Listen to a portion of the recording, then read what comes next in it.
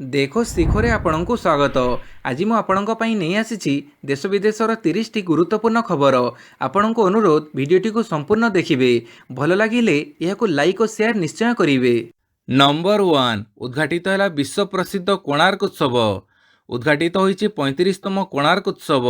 ରବିବାର ସନ୍ଧ୍ୟାରେ ମୁଖ୍ୟମନ୍ତ୍ରୀ ମୋହନ ମାଝୀ ଉତ୍ସବକୁ ଉଦ୍ଘାଟନ କରିଛନ୍ତି। ଆଉ ଉଦ୍ଘାଟନ ସହ ମୁକ୍ତାକାଶ ରଙ୍ଗମଞ୍ଚରେ ଆରମ୍ଭ ହୋଇଛି ଶାସ୍ତ୍ରୀୟ ସଙ୍ଗୀତ ଓ ନୃତ୍ୟ ଗୀତର ଆସର। 5 ଦିନ ଧରି ଚାଲିବାକୁ ଥିବା ଏହି କାର୍ଯ୍ୟକ୍ରମରେ ଓଡ଼ିଶୀ ନୃତ୍ୟ, ଭାରତନାଟ୍ୟମ୍ ଏବଂ କୁଚିପୁଡ଼ି ନୃତ୍ୟର ଆନନ୍ଦ ନେବେ ଦେଶ ବିଦେଶରୁ ଆସିଥିବା ହଜାର ହଜାର ଦର୍ଶକ। ସେହିଭଳି କୋଣାର୍କ ଉତ୍ସବ ସହିତ 14ତମ ଅନ୍ତର୍ଜାତୀୟ ବାଲୁକା କଡ଼ ମହୋତ୍ସବର ମଧ୍ୟ ଉଦ୍ଘାଟନ କରିଛନ୍ତି ମୁଖ୍ୟମନ୍ତ୍ରୀ। ଚନ୍ଦ୍ରଭାଗା ବେଳାଭୂମିରେ ଆୟୋଜିତ ଏହି କାର୍ଯ୍ୟକ୍ରମରେ 8ଟି ଦେଶର 130 ଜଣ କଳାକାର ଭାଗ ନେଇଛନ୍ତି।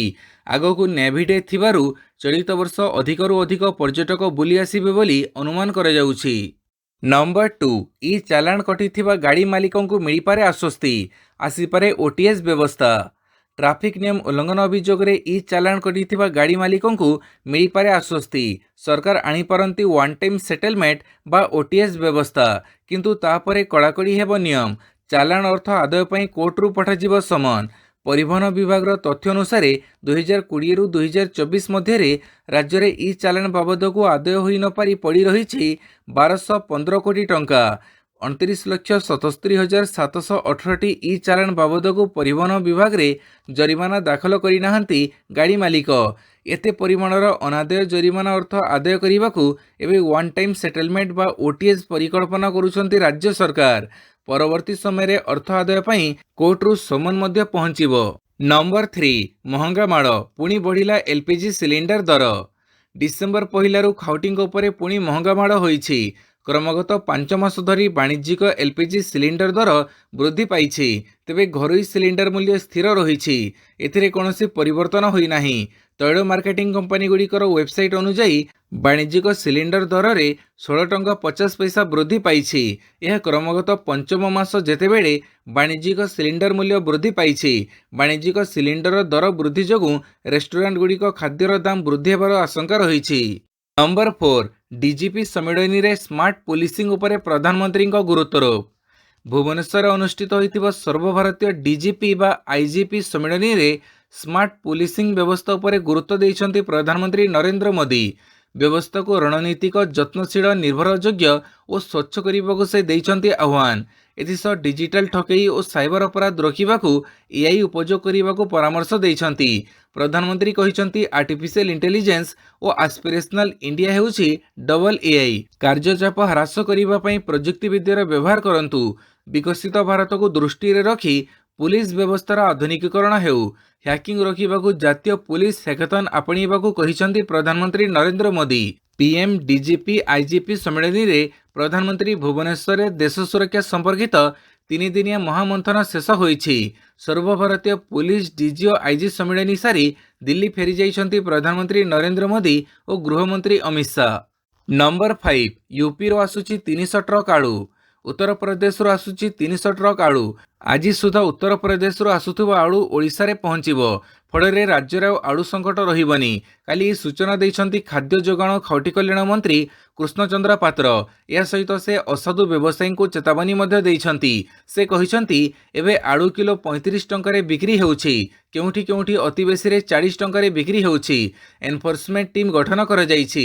ଯଦି କୌଣସି ବ୍ୟବସାୟୀ ଅଧିକ ଦରରେ ଆଳୁ ବିକ୍ରି କରିବେ ତାହେଲେ କାର୍ଯ୍ୟାନୁଷ୍ଠାନ ଗ୍ରହଣ କରାଯିବ। ନମ୍ବର 6 ବରଗଡ଼ ଧନୁଯାତ୍ରା, କଂସ ଭୂମିକାରେ ଅଭିନୟ କରିବେ ଭୁବନେଶ୍ୱର ପ୍ରଧାନ। ଏଥର ବିଶ୍ୱ ପ୍ରସିଦ୍ଧ ବରଗଡ଼ ଧନୁଯାତ୍ରା ମହୋତ୍ସବରେ କଂସ ଭୂମିକାରେ ଅଭିନୟ କରିବେ ଭୁବନେଶ୍ୱର ପ୍ରଧାନ। ଜୁରି ସଦସ୍ୟମାନେ କଂସ ଭୂମିକା ପାଇଁ ତାଙ୍କ ନାଁ ଉପରେ ମୋହର ମାରିଛନ୍ତି। ଉତ୍ତମ ଅଭିନୟ ଓ ଉଚ୍ଚକୋଟୀର ସଂଳାପ ପାଇଁ ଅନ୍ୟ 3 ଜଣଙ୍କୁ ପଛରେ ପକାଇ ଭୁବନେଶ୍ୱର ପ୍ରଧାନ ବାଜି ମାରିଛନ୍ତି। ଭୁବନେଶ୍ୱର ପ୍ରଧାନ ପୂର୍ବରୁ ବିଶ୍ୱ ପ୍ରସିଦ୍ଧ ବରଗଡ଼ ଧନୁଯାତ୍ରା ମହୋତ୍ସବରେ 5 ଥର କଂସ ଭୂମିକାରେ ଅଭିନୟ କରିସାରିଛନ୍ତି। ଶେଷ ଥର ପାଇଁ ସେ 2020ରେ କଂସ ମହାରାଜ ଭୂମିକାରେ ଅଭିନୟ କରିଥିଲେ। ନମ୍ବର 7 ଆମେରିକାରେ ଭାରତୀୟଙ୍କୁ ଝଟକା, ଜାନୁଆରୀ 20 ପୂର୍ବରୁ ବିଦେଶୀ ଛାତ୍ରଙ୍କୁ ଫେରିଯିବାକୁ ନିର୍ଦ୍ଦେଶ। ଆମେରିକା ଉଚ୍ଚ ଶିକ୍ଷାନୁଷ୍ଠାନମାନେ ବିଦେଶୀ ଛାତ୍ର ଓ କର୍ମଚାରୀଙ୍କୁ ଜାନୁଆରୀ 20 ପୂର୍ବରୁ ଶୀତ ଅବକାଶରୁ ଫେରିବାକୁ ପରାମର୍ଶ ଦିଆଯାଇଛି। ଏହି ଦିନ ଡୋନାଲ୍ଡ ଟ୍ରମ୍ପ ଆମେରିକାର 47ତମ ରାଷ୍ଟ୍ରପତି ଭାବେ ଶପଥ ଗ୍ରହଣ କରିବେ। ମାସାଚ୍ୟୁସେଟ୍ସ ଇନଷ୍ଟିଚ୍ୟୁଟ୍ ଅଫ୍ ଟେକ୍ନୋଲୋଜି ସमेତ ଅନ୍ୟ ବିଶ୍ୱବିଦ୍ୟାଳୟଙ୍କ ପକ୍ଷରୁ ଏହି ପରାମର୍ଶ ଟ୍ରମ୍ପ ପ୍ରଶାସନ ପକ୍ଷରୁ ଅବୈଧ ଅପ୍ରବାସୀଙ୍କ ବଡ଼ ଧରଣର ନିର୍ବାଚନ ଚର୍ଚ୍ଚା ପ୍ରସଙ୍ଗରେ ସାମ୍ନାକୁ ଆସିଛି। ନମ୍ବର 8 ଶପଥ ପୂର୍ବରୁ ଭାରତକୁ ଖୋଲା ଧମକ ଦେଲେ ଟ୍ରମ୍ପ। ହ୍ୱାଇଟ୍ ହାଉସ୍ରେ ଏଣ୍ଟ୍ରି ପୂର୍ବରୁ ନାଲି ଆଖି ଦେଖାଇଲେଣି ଡୋନାଲ୍ଡ ଟ୍ରମ୍ପ। ଶପଥ ପୂର୍ବରୁ ସେ ଭାରତକୁ ଖୋଲାଖୋଲି ଭାବେ ଧମକ ଦେଇଛନ୍ତି। ଏହାକୁ ନେଇ ଭାରତର ଚିନ୍ତା ବଢ଼ିଯାଇଛି। ବ୍ରିକ୍ସ ସମ୍ମିଳନୀରେ ସାମିଲ ହୋଇଥିବା ଦେଶକୁ ଧମକ ଦେଇ ଟ୍ରମ୍ପ କହିଛନ୍ତି ଯେ ଯଦି ଆମେରିକୀୟ ଡଲାରକୁ ଦୁର୍ବଳ କରିବା କିମ୍ବା ବଦଳାଇବା ପାଇଁ କୌଣସି ପ୍ରୟାସ କରାଯାଏ ତେବେ ସେ ଏହି ଦେଶଗୁଡ଼ିକ ଉପରେ 100% ଟିକସ ଲାଗୁ କରିବେ। ଶନିବାର ସୋସିଆଲ ମିଡିଆ ହ୍ୟାଣ୍ଡେଲରେ ଏକ ପୋଷ୍ଟ ସେୟାର କରି ଟ୍ରମ୍ପ ଏହି ଧମକ ଦେଇଛନ୍ତି। ସେ ଏଥିରେ କହିଛନ୍ତି ବ୍ରିକ୍ସ ଦେଶଗୁଡ଼ିକର ଡଲାର ବଦଳରେ ଅନ୍ୟ ମୁଦ୍ରା ପ୍ରଚଳନ କରିବାକୁ ଚେଷ୍ଟା କରୁଛନ୍ତି। ଯଦି ବ୍ରିକ୍ସ ଦେଶଗୁଡ଼ିକ ଏଭଳି କିଛି କରନ୍ତି ତେବେ ଆମେରିକା ଚୁପ୍ ବସିବ ନାହିଁ। ନମ୍ବର 9 ଧୀମ ଅର୍ଥନୀତିକୁ ନେଇ ମୋଦି ସରକାରଙ୍କୁ ଟାର୍ଗେଟ କଲେ ରାହୁଲ। ଭାରତର ଅଭିବୃଦ୍ଧି ହାରକୁ ନେଇ କେନ୍ଦ୍ର ସରକାରଙ୍କୁ ଟାର୍ଗେଟ କରିଛନ୍ତି କଂଗ୍ରେସ ନେତା ରାହୁଲ ଗାନ୍ଧୀ। ଏହାସହ ସେ ଦେଶର ଅର୍ଥନୀତି କିପରି ଦ୍ରୁତ ଗତିରେ ବୃଦ୍ଧି ପାଇବ ଏବଂ ଏଥିପାଇଁ ସରକାରଙ୍କୁ କ'ଣ କରିବାକୁ ପଡ଼ିବ ତାହା ମଧ୍ୟ ସେ କହିଛନ୍ତି। ଲୋକସଭାରେ ବିରୋଧୀ ଦଳ ନେତା ରାହୁଲ ଗାନ୍ଧୀ କହିଛନ୍ତି ଯେ ଭାରତର ଜିଡିପି ଅଭିବୃଦ୍ଧି ହାର 2 ବର୍ଷର ସର୍ବନିମ୍ନ ସ୍ତର 5.4%କୁ ଖସି ଆସିଛି। ସେ କହିଛନ୍ତି ଯେ ଏହା ସ୍ପଷ୍ଟ ଯେ ଭାରତୀୟ ଅର୍ଥନୀତିର ଅଭିବୃଦ୍ଧି ହୋଇପାରିବ ନାହିଁ ଯେପର୍ଯ୍ୟନ୍ତ ଏହାର ସୁଫଳ କିଛି ନିର୍ଦ୍ଦିଷ୍ଟ ଲୋକଙ୍କୁ ମିଳୁଛି। ଦେଶର କୃଷକ, ଶ୍ରମିକ, ମଧ୍ୟବିତ୍ତ ଓ ଗରିବ ଲୋକମାନେ ବିଭିନ୍ନ ପ୍ରକାର ଆର୍ଥିକ ସମସ୍ୟାର ସହ ସଂଘର୍ଷ କରୁଛନ୍ତି। ନମ୍ବର 10 ଗଞ୍ଜାମ ଜିଲ୍ଲାରେ ସର୍ବାଧିକ ଏଡ୍ସ ରୋଗୀ, ସୁବର୍ଣ୍ଣପୁରରେ ସର୍ବନିମ୍ନ। 2030 ସୁଦ୍ଧା ଶୂନ ହେବ ନୂଆ ଏଡ୍ସ ଆକ୍ରାନ୍ତଙ୍କ ସଂଖ୍ୟା, ଏହା କହିଛନ୍ତି ସ୍ୱାସ୍ଥ୍ୟମନ୍ତ୍ରୀ ମୁକେଶ ମହାଲିଙ୍ଗ। ଏଣେ ଗଞ୍ଜାମ ଜିଲ୍ଲାରେ ସର୍ବାଧିକ ଏଡ୍ସ ରୋଗୀ ଥିବା ନେଇ ସୂଚନା ଦେଇ ସେ କହିଛନ୍ତି ଗଞ୍ଜାମରେ ସର୍ବାଧିକ 20,000 ଏଡ୍ସ ରୋଗୀ ରହିଛନ୍ତି। ସୋନପୁରରେ ସର୍ବନିମ୍ନ 150 ରୋଗୀ ଅଛନ୍ତି। 2030 ସୁଦ୍ଧା ଶୂନ ହେବ ନୂଆ ଏଡ୍ସ ଆକ୍ରାନ୍ତଙ୍କ ସଂଖ୍ୟା। ବର୍ତ୍ତମାନ ରାଜ୍ୟରେ 50,000 ସକ୍ରିୟ ଏଡ୍ସ କେସ୍ ରହିଛି। ରାଜ୍ୟରେ ଆଉ ବିଶେଷ ରୋଗୀ ଚିହ୍ନଟ ହେଉନାହାନ୍ତି। 2030 ସୁଦ୍ଧା ଆଉ କେହି ଏଡ୍ସ ରୋଗରେ ଆକ୍ରାନ୍ତ ନ ହୁଅନ୍ତି ସେ ନେଇ ସମସ୍ତ ପ୍ରକାର ବ୍ୟବସ୍ଥା କରିବ ସ୍ୱାସ୍ଥ୍ୟ ବିଭାଗ। ନମ୍ବର 11 ଅନିଶ୍ଚିତତାରେ ମହାନଦୀର ଭାଗ୍ୟ, 7 ମାସ ବିତିଲାଣି ଟ୍ରିବ୍ୟୁନାଲ ଅଚଳ। ଓଡ଼ିଶାର ଲାଇଫଲାଇନ୍ ମହାନଦୀ ଜଳ ବିବାଦର ଭାଗ୍ୟ ଏବେ ଅନିଶ୍ଚିତତାରେ। ପଡ଼ୋଶୀ ଛତିଶଗଡ଼ ସହ ମହାନଦୀ ଜଳ ବିବାଦର ସମାଧାନ ପାଇଁ କେନ୍ଦ୍ର ସରକାର ଗଢ଼ିଥିବା ମହାନଦୀ ଟ୍ରିବ୍ୟୁନାଲ ଏବେ ସମ୍ପୂର୍ଣ୍ଣ ଠପ୍ ହୋଇପଡ଼ିଛି। ଟ୍ରିବ୍ୟୁନାଲରେ ସ୍ଥାୟୀ ଅଧ୍ୟକ୍ଷ ନଥିବାରୁ କୌଣସି ଶୁଣାଣି ମଧ୍ୟ ସମ୍ଭବପର ହୋଇପାରୁନଥିବା ଜଣାପଡ଼ିଛି। ତତ୍କାଳୀନ ସରକାରର ଅବହେଳାରୁ ଛତିଶଗଡ଼ ସରକାର ମହାନଦୀର ଉପରମୁଣ୍ଡରେ ଏକାଧିକ ପ୍ରକଳ୍ପ କରି ମହାନଦୀ ଜଳକୁ ନିଜ କବ୍ଜାରେ ରଖିବାରେ ସଫଳ ହୋଇଛନ୍ତି। ନମ୍ବର 12 ମହାରାଷ୍ଟ୍ର ମୁଖ୍ୟମନ୍ତ୍ରୀ ପଦ ପାଇଁ ଫଡନାବିସଙ୍କ ନାମ ଚୂଡ଼ାନ୍ତ। ମହାରାଷ୍ଟ୍ରର ନୂଆ ମୁଖ୍ୟମନ୍ତ୍ରୀ ଭାବେ ଦେବେନ୍ଦ୍ର ଫଡନାବିସଙ୍କ ନାମ ଚୂଡ଼ାନ୍ତ ହୋଇଛି ବୋଲି ଭାରତୀୟ ଜନତା ପାର୍ଟିର ଜଣେ ବରିଷ୍ଠ ନେତା ରବିବାର ରାତିରେ ସୂଚନା ଦେଇଛନ୍ତି। ନାମ ଗୋପନ ରଖିବା ସର୍ତ୍ତରେ ସେ କହିଛନ୍ତି ଯେ ଡିସେମ୍ବର 2 କିମ୍ବା 3ରେ ବିଜେପି ବିଧାୟକ ଦଳ ବୈଠକ ହେବାର ସମ୍ଭାବନା ରହିଛି। ଡିସେମ୍ବର 5 ସନ୍ଧ୍ୟାରେ ଦକ୍ଷିଣ ମୁମ୍ବାଇର ଆଜାଦ ମଇଦାନରେ ନୂଆ ମହାୟୁତି ସରକାରଙ୍କ ଶପଥ ଗ୍ରହଣ ଉତ୍ସବ ଅନୁଷ୍ଠିତ ହେବ ଏବଂ ପ୍ରଧାନମନ୍ତ୍ରୀ ନରେନ୍ଦ୍ର ମୋଦି ଏଥିରେ ଯୋଗ ଦେବେ ବୋଲି ବିଜେପିର ମହାରାଷ୍ଟ୍ର ୟୁନିଟ୍ କହିଛି। ନମ୍ବର 13 ଇଭିଏମ୍ ହ୍ୟାକ୍ ନେଇ ଭିଡିଓ ଭାଇରାଲ, ସାଇବାର ଥାନାରେ ନିର୍ବାଚନ ଆୟୋଗଙ୍କ ଅଭିଯୋଗ। ମହାରାଷ୍ଟ୍ର ବିଧାନସଭା ନିର୍ବାଚନରେ ପରାଜୟ ପରେ କଂଗ୍ରେସ ସମେତ କିଛି ବିରୋଧୀ ଦଳ ପୁଣି ଥରେ ଇଭିଏମ୍ର ବିଶ୍ୱସନୀୟତା ଉପରେ ପ୍ରଶ୍ନ ଉଠାଇଛନ୍ତି। ଅନ୍ୟପଟେ ନିର୍ବାଚନ ଆୟୋଗ ବାରମ୍ବାର ଏଭଳି ଅଭିଯୋଗକୁ ଖଣ୍ଡନ କରି ଆସୁଛନ୍ତି। ଏହାରି ଭିତରେ ଇଭିଏମ୍ ହ୍ୟାକ୍ କରିବା ପାଇଁ କିଛି ଲୋକ ଯୋଜନା କରୁଥିବା ଏକ ଭିଡିଓ ସୋସିଆଲ ମିଡିଆରେ ଖୁବ୍ ଭାଇରାଲ ହେଉଛି। ଏହାପରେ ମହାରାଷ୍ଟ୍ରର ମୁଖ୍ୟ ନିର୍ବାଚନ ଅଧିକାରୀଙ୍କ ଅଭିଯୋଗ କ୍ରମେ ମୁମ୍ବାଇ ସାଇବର ପୁଲିସ ଏକ ମାମଲା ରୁଜୁ କରିଛି। ଭାଇରାଲ ଭିଡିଓରେ ଜଣେ ବ୍ୟକ୍ତି ଭିଡିଓ କଲରେ ବ୍ୟାଖ୍ୟା କରୁଥିବା ଦେଖାଯାଇଛି ଯେ ସେ କିପରି ଇଭିଏମ୍ ହ୍ୟାକ୍ କରିପାରିବେ। ଅଭିଯୁକ୍ତ ଜଣକ ଏହି ଭିଡିଓରେ କହୁଛି ଯେ ତା ପାଖରେ ମହାରାଷ୍ଟ୍ରରେ 288ଟି ଆସନ ମଧ୍ୟରୁ 281 ଆସନରେ ବ୍ୟବହୃତ ଇଭିଏମ୍ର ଆକ୍ସେସ୍ ରହିଛି। 63ଟି ଆସନରେ ବିଜୟ ନିଶ୍ଚିତ କରିବାକୁ ସେ 52ରୁ 53 କୋଟି ଟଙ୍କା ଭିଡିଓରେ ଦାବି କରୁଛି। ନମ୍ବର 14 ରାଜସ୍ଥାନରେ ବଳପୂର୍ବକ ଧର୍ମ ପରିବର୍ତ୍ତନ କଲେ 10 ବର୍ଷ ଜେଲ୍। ରାଜସ୍ଥାନରେ ମୁଖ୍ୟମନ୍ତ୍ରୀ ଭଜନ ଲାଲଙ୍କ କ୍ୟାବିନେଟ୍ ଧର୍ମାନ୍ତରଣ ବିରୋଧୀ ବିଲ୍କୁ ଅନୁମୋଦନ କରିଛି। ଏବେ ବଜେଟ୍ ଅଧିବେଶନରେ ଏହି ବିଲ୍କୁ ବିଧାନସଭାରେ ଆଗତ କରାଯିବ। ଏହି ବିଲ୍ ଅନୁସାରେ ବଳପୂର୍ବକ ଧର୍ମ ପରିବର୍ତ୍ତନ କଲେ 10 ବର୍ଷ ପର୍ଯ୍ୟନ୍ତ ଜେଲ୍ ଦଣ୍ଡ ଭୋଗିବାକୁ ପଡ଼ିବ। ଯଦି ଆପଣ ନିଜ ଇଚ୍ଛାରେ ଧର୍ମ ପରିବର୍ତ୍ତନ କରନ୍ତି ତେବେ ଆପଣଙ୍କୁ 60 ଦିନ ପୂର୍ବରୁ ଜିଲ୍ଲାପାଳଙ୍କୁ ଲିଖିତ ଭାବେ ଜଣାଇବାକୁ ପଡ଼ିବ। ନମ୍ବର 15 ଆଜମେର ସର୍ଭେ ମାମଲା, ମୋଦିଙ୍କୁ ପୂର୍ବତନ ବ୍ୟୁରୋକ୍ରାଟ୍ ଓ କୂଟନୀତିଜ୍ଞଙ୍କ ପତ୍ର। ଆଜମେର ଶରୀଫ ଦରଗାହ ସର୍ଭେ ପାଇଁ ଏକ ସ୍ଥାନୀୟ ଅଦାଲତ ନିର୍ଦ୍ଦେଶ ଦେବାକୁ ନେଇ ସାରା ଦେଶରେ ଚର୍ଚ୍ଚା ଲାଗି ରହିଛି। एबे एही प्रसंगरे किछि पूर्वतन अमल और कूटनीतिज्ञ प्रधानमंत्री नरेंद्र मोदी को एक खोला चिठी लिखि भारतर सभ्यता ऐतिह्य उपरे आदर्शगत आक्रमण एवं एक समावेशी देशर धारणा को विकृत करुथुवा समस्त बेआईन एवं क्षतिकारक कार्यकलाप को रोकिबा पई तांको हस्तक्षेप लोड़िछंती।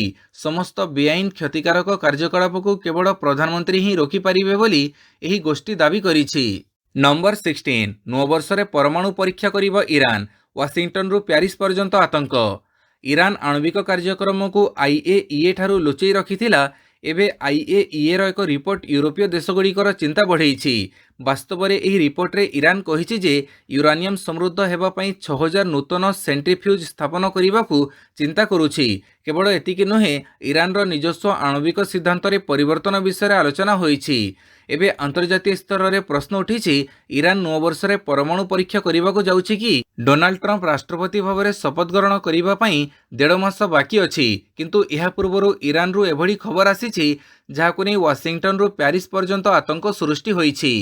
नंबर 17 रूस यूक्रेन युद्ध रे नुआ मोड़। नाटो अधीन रे चुक्ति संपादन पई शर्त रखिले।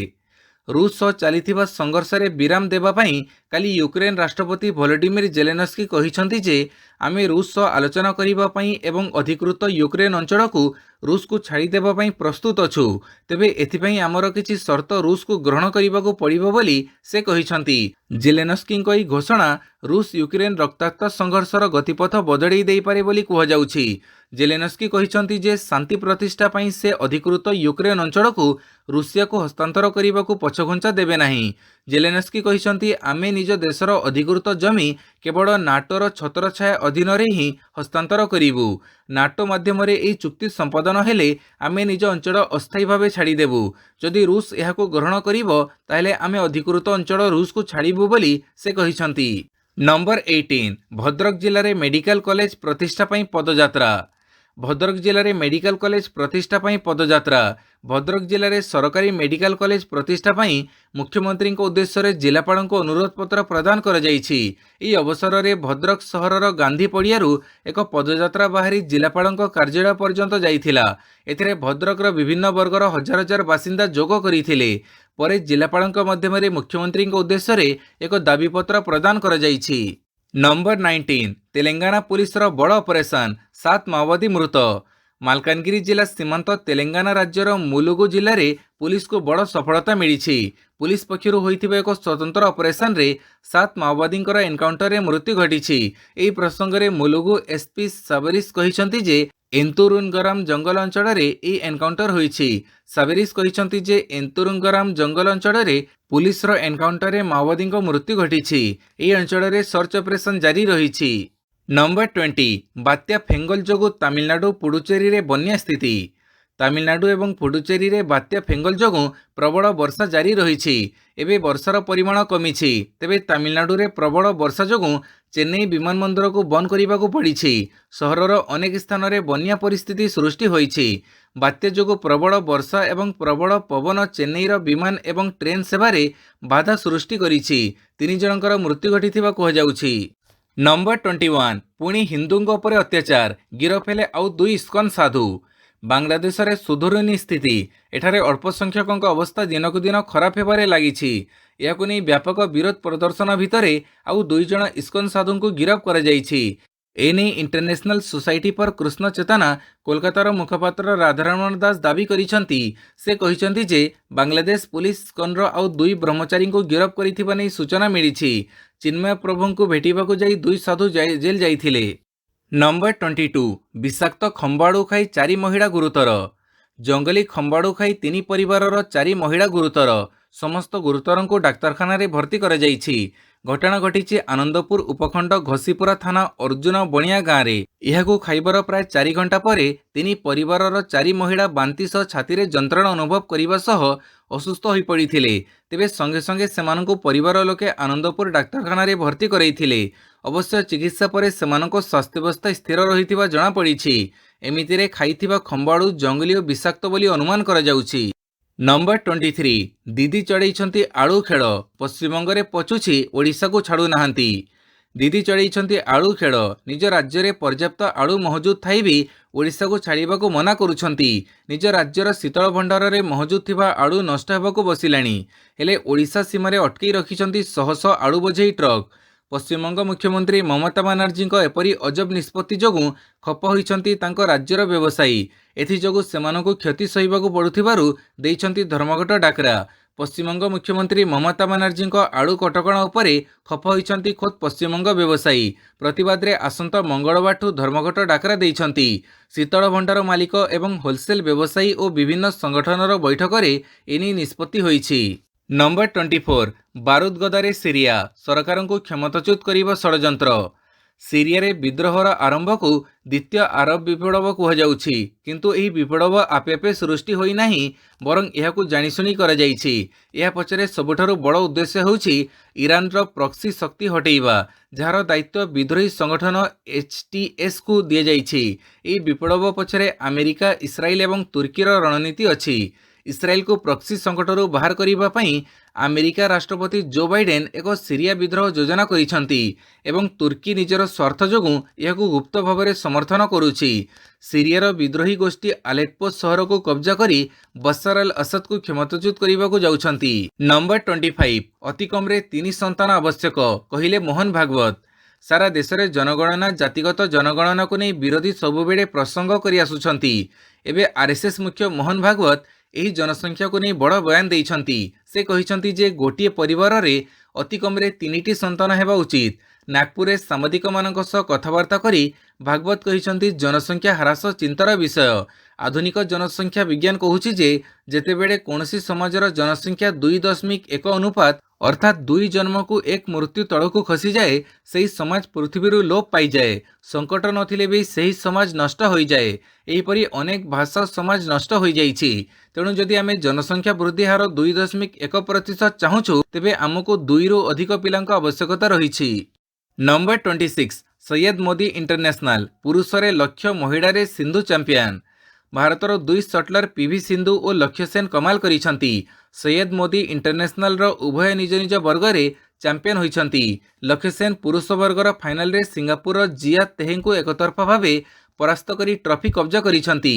सेहिपरि सिंधु महिला एकक वर्ग फाइनल रे चाइनार वो लुओ योंग को 2-0 रे परास्त करी तृतीय थर पई सैयद मोदी इंटरनेशनल टाइटल हातेइछंती। नंबर 27 चैंपियंस ट्रॉफी विवाद आईसीसी अध्यक्ष भाव दायित्व नेले जयसा। बीसीसीआईर पूर्वतन संपादक जयसा काली विधिबद्ध भाव क्रिकेटर सर्वोच्च संस्था आईसीसीर अध्यक्ष भाव दायित्व नेइछंती। तांको कार्यकाल कालीठारु आरंभ होईछि। 2025 चैंपियंस ट्रॉफी को नहीं बीसीसीआई और पीसीबी मध्य विवाद चरम सीमार पहुंची बेले हाइब्रिड मॉडल उपरे आलोचना चली। एसबु भितर जयसा आईसीसीर अध्यक्ष भाव दायित्व ग्रहण करिसंती। नंबर 28 सचिन तेंदुलकर विराट रेकर्ड को भांगिले जो रूट।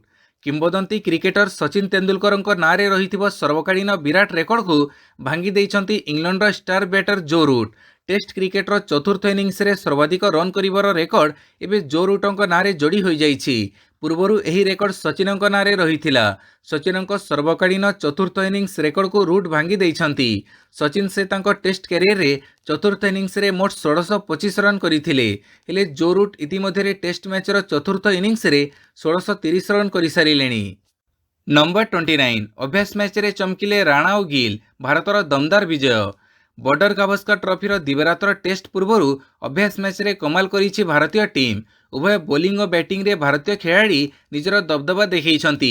ऑस्ट्रेलिया प्रधानमंत्री एकादश विपक्ष पिंक बॉल रे खेला जाउथुबो अभ्यास मैच को भारतीय टीम 6 विकेट रे जीति नैछि। पिंक बॉल रे द्रुत बॉलर हर्षित राणा 4 विकेट नैथिबा बेले बैट रे आहतरू फेरिथिबा शुभमन गिल अपराजित 50 रन रो इनिंग्स खेलिछंती। आसंता 6 तारीख द्वितीय टेस्ट पई उभय नेट्स रे अधिक समय बितेइछंती। पर्थ टेस्ट खेलु नथिबा रोहित शर्मा अभ्यास मैच को फेरुथिले हें केवल 3 रन करने को सक्षम होइछंती। नंबर 30 इतिहास रचिले सुमन कुमार 10 विकेट सह नेले हैट्रिक। इतिहास रचिछंती बिहार रो बामहती स्पिन बॉलर सुमन कुमार। से कुछ बिहार ट्रॉफी रो इतिहास रे प्रथम बॉलर भावे गोटे इनिंग्स रे समस्त 10 विकेट नैछंती। एथिसह समान इनिंग्स रे से हैट्रिक विकेट मध्य दखल करिछंती। टूर्नामेंट इतिहास तृतीय बॉलर भावे से हैट्रिक नेबर विरल रेकर्ड क्लब रे सामिल होइछंती। किंतु 10 विकेट सह हैट्रिक प्रथम घटना। राजस्थान विपक्ष मैच रे सुमन कुमार नारे एपरी कीर्तिमान जोड़ी हो जाइछि। कुमार राजस्थान विपक्ष में 33.5 ओवर बोलिंग करी 20टी मेडेन नेब सह 53 रन खर्च करी समस्त 10 विकेट नहीं। से 1.57 हार रन देइछंती। भिडियोटी को संपूर्ण देखिथिबारु बहुत बहुत धन्यवाद।